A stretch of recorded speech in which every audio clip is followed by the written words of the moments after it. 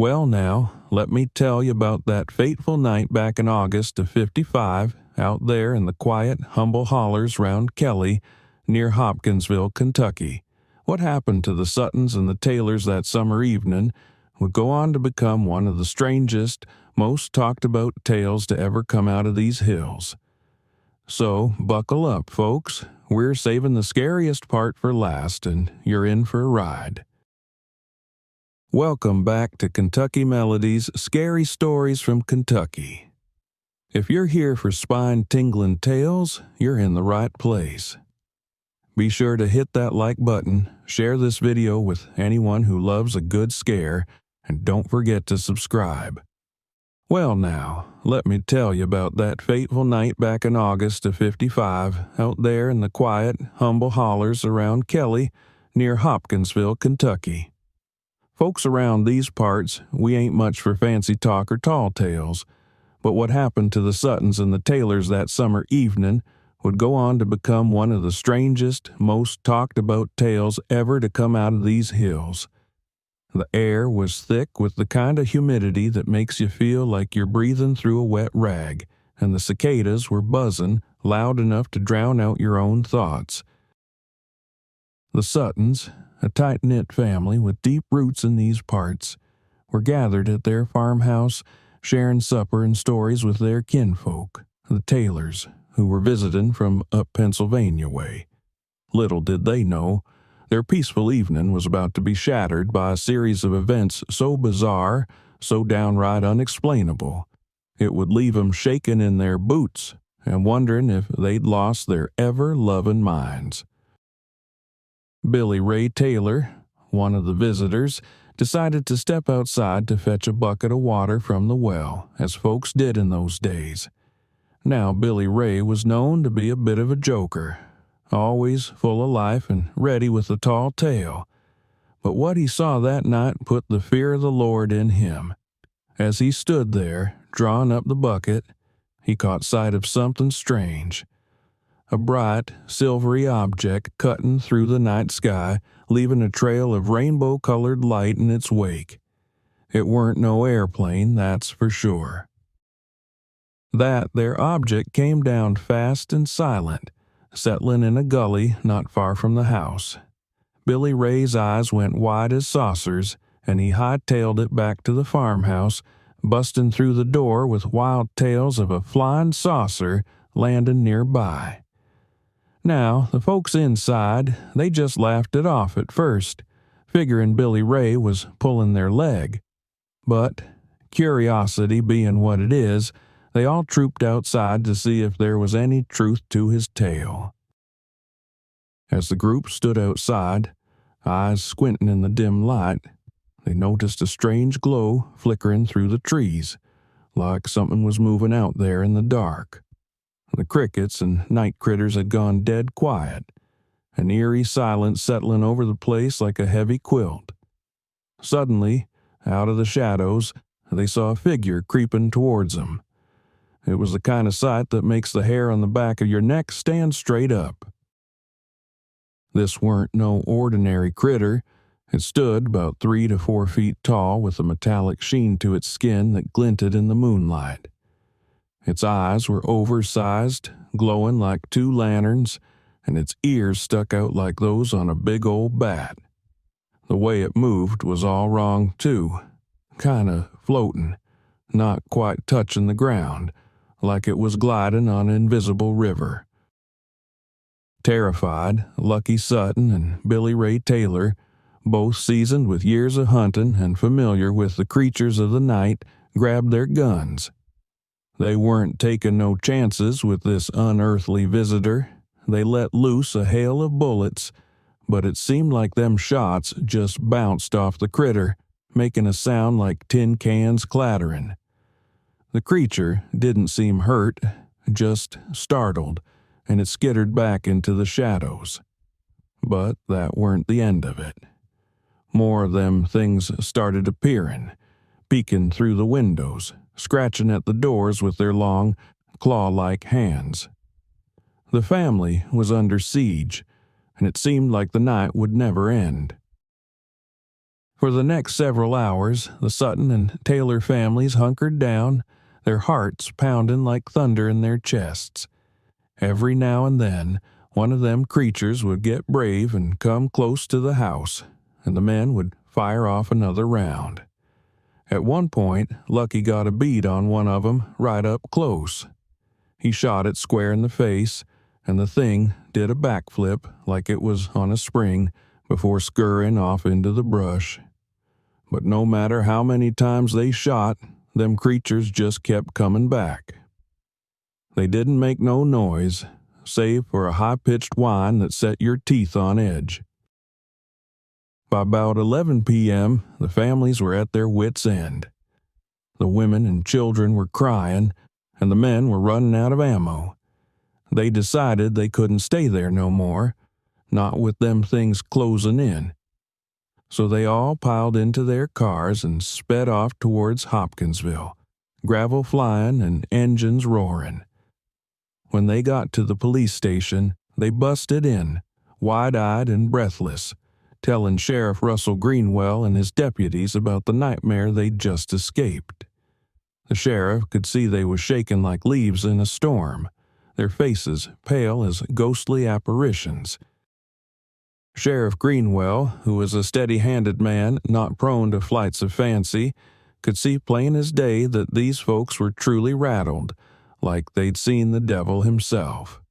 He rounded up a posse of officers and state troopers, 'cause in these parts, folks take care of their own, especially when there's talk of something unnatural. They all piled into their cars and made the trek back to the Sutton farmhouse, the moon hanging low and ominous in the night sky. When they got there, the scene was chaotic. Screen doors hanging off their hinges, windows shattered, and shell casings littering the ground like confetti after a storm. The air was thick with the smell of gunpowder and fear. The officers searched high and low, shining their flashlights into every nook and cranny. They even ventured out to the gully where Billy Ray claimed that flying saucer had landed. But there weren't no sign of them strange critters, no footprints, no burn marks, no nothing. It was as if the earth had swallowed up every trace of them. Despite the lack of physical evidence, the sheriff could see the genuine terror etched in the faces of the Suttons and Taylors. He knew these were good, honest folks who wouldn't just spin yarns for no good reason, leastways not with their children involved. The officers took statements, noting every trembling word about the creature's glowing eyes, metallic skin, and eerie, silent movements. They scoured the area till the first light of dawn started to break over the horizon, but found nothing to prove or disprove the wild tale. The only thing left behind was the unsettling silence and the deep-seated fear that something out of this world had paid a visit to that quiet Kentucky farm. As the sun rose, the exhausted families finally felt a sliver of relief, though the events of that night would haunt their dreams for many years to come. News of the encounter spread like wildfire across Hopkinsville and the surrounding counties. By the break of dawn, the Sutton farmhouse was swarming with reporters, curiosity seekers, and UFO enthusiasts, all eager to get a glimpse of the place where these strange events unfolded. The Suttons and Taylors, bleary-eyed and still shaken from the night's ordeal, recounted their harrowing tale over and over again, each time with the same unshakable details. They told of how the creatures, with their oversized glowing eyes and spindly claw-like hands, seemed impervious to bullets, and how they moved with a kind of eerie, floating grace that chilled them to the bone. The family showed the reporters and investigators the bullet holes in the walls and the broken windows, evidence of the desperate battle they fought to protect themselves. The children clung to their mothers, wide-eyed and silent, the fear still fresh in their young minds. Folks who knew the Suttons vouched for their honesty, saying they were good, hard-working people with no reason to make up such a wild story. Skeptics, of course, had their own ideas. Some said it was all a hoax, a bid for attention or money, though the Suttons never asked for a dime. Others speculated that they were drunk or mistook known animals for something otherworldly. But those who looked into the eyes of the witnesses saw genuine fear and bewilderment, not the look of folks trying to pull a fast one. Researchers and UFO enthusiasts descended on Kelly, hoping to find some clue or piece of evidence that would explain what happened. They brought with them all manner of equipment, searching for radiation, strange footprints, or any signs of a spacecraft, but they came up empty-handed. Despite the lack of physical evidence, the Kelly Hopkinsville encounter became one of the most famous and well-documented UFO cases in history. It was a story that sparked endless debates and fueled countless theories, each one trying to make sense of what the Suttons and Taylors experienced that fateful night. And as the years rolled by, the tale of the little green men, though the witnesses insisted they were more silver than green, became a part of local folklore, a story passed down through generations, reminding folks that sometimes, just sometimes, the truth is stranger than fiction. In the years that followed, the Kelly Hopkinsville encounter became a touchstone for UFO researchers and enthusiasts alike, sparking endless debates and discussions about what really happened that hot August night. Folks from all over would travel to Kelly, hoping to catch a glimpse of something otherworldly, or just to stand on the ground where the Suttons and Taylors had faced down those strange beings. The farmhouse itself became a sort of pilgrimage site, though time and the elements eventually took their toll, and the old house was left to fade into memory. But the story didn't fade. It grew. Books were written, documentaries filmed, and the encounter was dissected from every angle by experts and skeptics. Some folks suggested the creatures were owls, misidentified in the dark by scared and trigger-happy farm folks. Others posited more exotic theories, from secret government experiments to visitors from another dimension. No matter what folks believed, everyone agreed on one thing. The Suttons and Taylors were convinced they'd seen something not of this earth. Their accounts remained consistent over the years, despite the ridicule and skepticism they faced. The family was steadfast, sticking to their story with the kind of stubborn pride typical of mountain folks. They didn't back down, not even when the skeptics got loud or the questions got hard.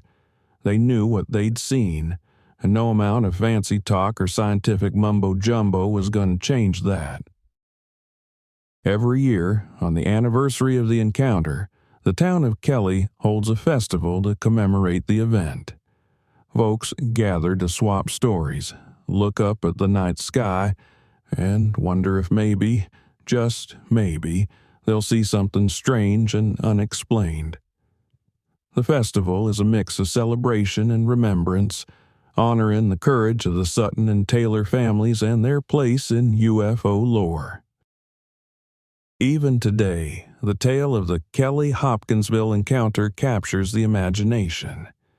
It's a reminder that our world is full of mysteries and that sometimes the most unbelievable stories have a grain of truth to them. For the people of Kelly and Hopkinsville, it's a part of their heritage, a story passed down through the generations, keeping alive the wonder and the fear of that unforgettable night in 1955.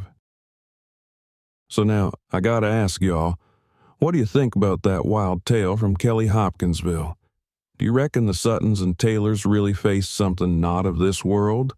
Or was it nerves and shadows playing tricks? We'd love to hear your thoughts down in the comments. And if you enjoyed this story, don't forget to like, subscribe, and share to help us grow.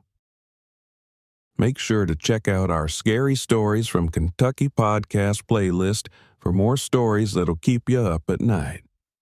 Thanks for watching, folks, and remember, if you see something strange in the night sky, you might just want to keep your feet on solid ground. And if you hear a tap on your window tonight, well, let's just hope it's the wind.